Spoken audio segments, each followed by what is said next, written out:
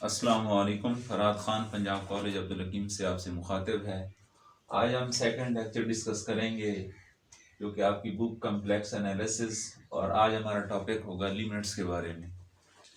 ठीक है, अब इसकी एक्सप्लेनेशन करने से पहले हम फंक्शन के बारे में ज़रा डिस्कस करते हैं कि आपके पास कोई z कम्प्लेक्स वेरिएबल है, we can find w such that, तो हम एक और वेरिएबल w फाइंड कर सकते हैं। किस तरह के w is equal to f of x। ठीक है, ये फंक्शन की नोटेशन है।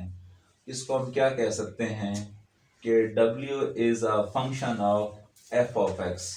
ठीक है, यानी अब यहाँ हमने ये देखना है कि हमारे पास इंडिपेंडेंट और डिपेंडेंट वेरिएबल क्या है। अब इसके लिए हम क्या करते हैं कि अगर हमारे पास, जैसे हम कह रहे हैं ना, w is equal to F of z। ठीक है, अब ये जो हमारे पास w है ना, इसको हम कह देते हैं ये आपके पास है डिपेंडेंट, और ये जो आपके पास z है ये आपके पास है इंडिपेंडेंट। अब ये कैसे हमें पता चला? अब कोई भी हम फंक्शन लेते हैं, लेट्स सपोज मैं कहता हूँ कि आपके पास w इज इक्वल टू है, यानी मैं कहता हूँ z स्क्वायर। ठीक है, अब देखें w की वैल्यूज हमारे पास कैसे आएंगी कि अगर हम z इज इक्वल टू बिलफर्ज 1 पुट करें तो w इज इक्वल टू क्या आ जाएगा, 1 स्क्वायर आ जाएगा, यानी 1 आप कह सकते हैं। अगर 2 पुट करें तो 4 आएगा। यानी w जो है वो टोटली डिपेंड कर रहा है z के ऊपर। ठीक है ना, यानी z की हम मुख्तलिफ वैल्यू लेते रहेंगे, हमारे पास w की वैल्यू आती रहेंगी। यानी ये डिपेंड कर रहा है इसके ऊपर, यानी z के ऊपर इन्हसार कर रहा है w। इसलिए हम कहेंगे यहाँ पे कि z आपके पास क्या हो गया, इंडिपेंडेंट वेरिएबल हो गया, and w is said to be dependent variable. ठीक है, तो इसलिए हम कहेंगे कि w is a function of f of z, और z आपके पास क्या है, इंडिपेंडेंट वेरिएबल है, w आपके पास क्या है, डिपेंडेंट वेरिएबल है। यानी w टोटल z के ऊपर डिपेंड कर रहा है। ठीक है, ये थोड़ा सा फंक्शन के बारे में हमने पढ़ा। अब आगे है लिमिट ऑफ फंक्शन, यानी ये जो फंक्शन है इसकी लिमिट हमारे पास कैसे होती है। अब हम कहेंगे a function w is equal to f of z is said to have a limit point w। यानी हमारे पास एक फंक्शन है, जैसे हमने यहाँ लिया हुआ है f of z, इसका एक लिमिट पॉइंट है जो कि w नॉट है। ठीक है, at a certain point z is equal to, यानी हम एक खास पॉइंट लेते हैं z, और वो किसके इक्वल है, z नॉट के। ठीक है, where f of z is defined. अब ये आपके पास जो फंक्शन है ये डिफाइंड है। अब फंक्शन के डिफाइंड होने से क्या हमारी मुराद है, उससे ये मुराद है कि हमारे पास उसकी कोई ना कोई वैल्यू आनी चाहिए। ठीक है ना, यानी एक खास उसके पास, हमारे पास उसकी जो है वैल्यू आनी चाहिए। अब वैल्यू आने से क्या मुराद है, जैसे यहाँ हमने कहा कि w इज इक्वल टू, यानी w फंक्शन है z का, तो हमारे पास ये कुछ खास वैल्यूज आई, यहाँ 1 आया, फिर 4 आया, तो ये मीन के ये वाला फंक्शन डिफाइंड है। ठीक है ना, कोई ना कोई खास उसकी वैल्यू आती है। या इसका अगर फंक्शन, इसका ग्राफ ड्रा करें, ठीक है, यानी हमारे पास यहाँ अगर 1 है, फिर हम यहाँ 2 लेते हैं x एक्सिस पे, यहाँ यानी यहाँ पे हमारे पास कोई ना कोई इसका ग्राफ बने, यानी 1 पे यहाँ पे 1 आ गया आपके पास, 2 पे हमने कहा यहाँ 4 आता है, तो हमारे पास यानी यूं एक ग्राफ आता है, और ये हमारे पास ये पॉइंट भी इसके अंदर इन्वॉल्व हों, यानी पॉइंट शामिल हों, तो हम कहते हैं कि हमारे पास फंक्शन जो है वो डिफाइंड है। ठीक है, यानी उसकी कोई ना कोई हमारे पास वैल्यू आती हो, और यहाँ हम कह रहे हैं कि वो ऑल वैल्यूज के लिए डिफाइंड हो, लेकिन सिवाय जो हमारे पास z है, ठीक है, इस पे वो डिफाइन ना हो, यानी ये आप जो z ले रहे हैं इस पॉइंट पे वो ना हो। ठीक है ना, और हम फिर उसको किससे डिनोट करते हैं, limit x approaches to z not f of z, ये z नॉट। ठीक है, और इसको एक और इसकी जो नोटेशन है वो ये है, इसको क्या पढ़ते हैं, F of G minus W not less than epsilon. ये आपके पास एप्सिलॉन है। अब एप्सिलॉन क्या होता है, वेरी स्मॉल नंबर, यानी जितना आप उसको इस्तेमाल कर सकते हैं। और ये रिजल्ट कब होल्ड करता है कि जब z माइनस जी नॉट का जो डिफरेंस है वो किसी भी नंबर डेल से क्या हो, लेस हो। यानी z माइनस जी नॉट का अगर हम डिफरेंस लें, फिर इसकी मॉडुलस वैल्यू लें, और वो लेस देन क्या हो, किसी भी नंबर डेल से। अब डेल यहाँ पे आपके पास कोई पॉजिटिव नंबर है आपके पास, ठीक है। तो हम क्या कहेंगे कि ये, यानी इसको इस फॉर्म में भी हम लिख सकते हैं, यानी वास्ट क्वेश्चन में हम इसको इस फॉर्म में अगर यूज करें तो भी आप इसको लिमिट की फॉर्म में, यानी लिमिट के सेंस में इसको हम लेंगे, ठीक है। अब यहाँ देखें, हमने कहा limit x approaches to z not F of z not, यानी हमने ये फंक्शन है इस पे लिमिट अप्लाई की, तो हमारे पास जो लिमिट पॉइंट, यानी ये जो हमारे पास वैल्यू आती है इसको हम कहते हैं लिमिट पॉइंट। ऊपर भी हमने यही जिक्र किया। तो ये आपके पास लिमिट की जो है ना, इसका जो है कंसेप्ट है, यानी लिमिट ऑफ फंक्शन जब हम रिप्रेजेंट करेंगे तो हमारे पास जनरल फॉर्म में, क्योंकि हम कॉम्प्लेक्स नंबर को डिस्कस कर रहे हैं, तो z जो है आपके पास कोई भी कॉम्प्लेक्स नंबर है, यानी आपके पास z कोई वेरिएबल था, उसकी अप्रोचमेंट z नॉट की तरफ हुई और हमने फंक्शन पे उसको अप्लाई किया, तो आपके पास लिमिट पॉइंट क्या आया, z नॉट आया, ठीक है।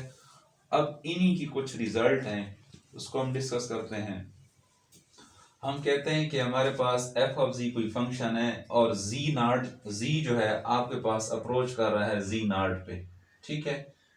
तो तब हमारे पास वैल्यू आती है डब्ल्यू नॉट, और लिमिट हमारे पास अगर जी नॉट अप्रोच कर रहा है जी नॉट पे, तब हमारे पास फंक्शन जो है वो जी ऑफ जी है और उसकी वैल्यू हमारे पास आती है W1, ठीक है। यानी ये हमारे पास कोई ना कोई दो फंक्शन है, इनके लिमिट पॉइंट हमारे पास गिवन है, ठीक है। इसका W0 है, इसका W1 है।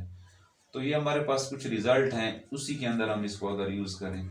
अब ये पहला रिजल्ट है, ये होता है समेशन फॉर्म में, यानी जब दो फंक्शन ऐड हो रहे हों, यानी F of G plus G not ये ऐड हो रहे हैं और limit G approaches to G not है।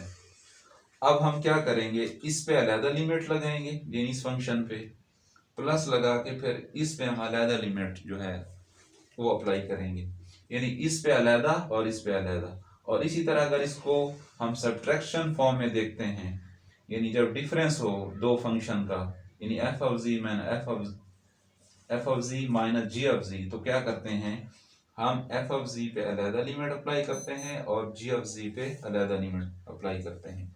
अब देखें कि यहाँ हमारे पास limit z approaches to z not, F of z का आंसर क्या था, हमने कहा z नॉट है, सॉरी यहाँ W नॉट कहेंगे क्योंकि लिमिट पॉइंट हम क्या ले रहे हैं इसके, वो W नॉट, यानी z approaches to z not F of z, इसका आंसर हमारे पास क्या आएगा z नॉट, प्लस इसकी लिमिट पॉइंट हमने सॉरी ये हमारे पास W नॉट आएगा, क्योंकि हम लिमिट पॉइंट जो ले रहे हैं वही हमें लेना पड़ेंगे, यानी W नॉट माइनस प्लस क्या आएगा आपके पास W1, ये क्योंकि हमारे पास सब्ट्रैक्शन फॉर्म में, तो ये W नॉट माइनस W1 हो जाएगा।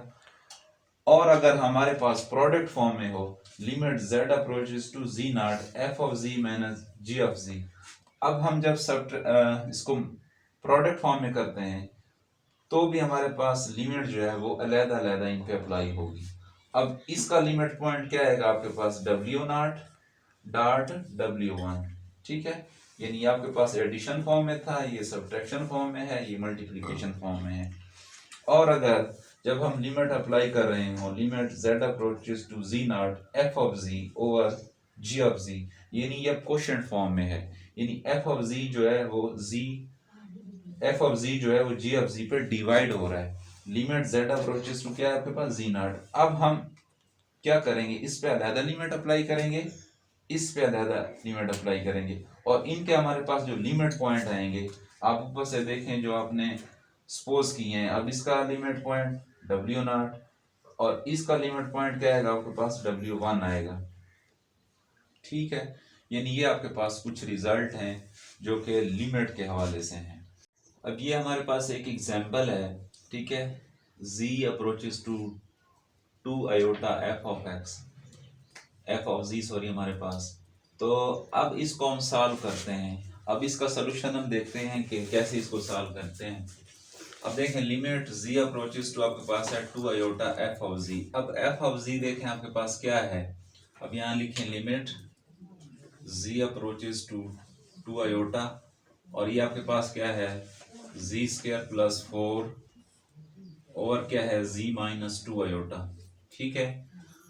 अब देखें अगर हम इस पे डायरेक्ट लिमिट अप्लाई करें तो ये हमारे पास अनडिफाइंड हो जाएगा। कैसे कि देखें ओवर की फॉर्म में आपके पास क्या है z माइनस 2 आयोटा। अब z की जगह आप क्या पुट करें 2 आयोटा माइनस 2 आयोटा, तो देखें 0 हो जाएगा, यानी 1 ओवर 0 की फॉर्म या समथिंग ओवर 0 की फॉर्म आ जाएगा, ठीक है, यानी समथिंग ओवर 0, तो ये आपके पास अनडिफाइंड होता है, ठीक है।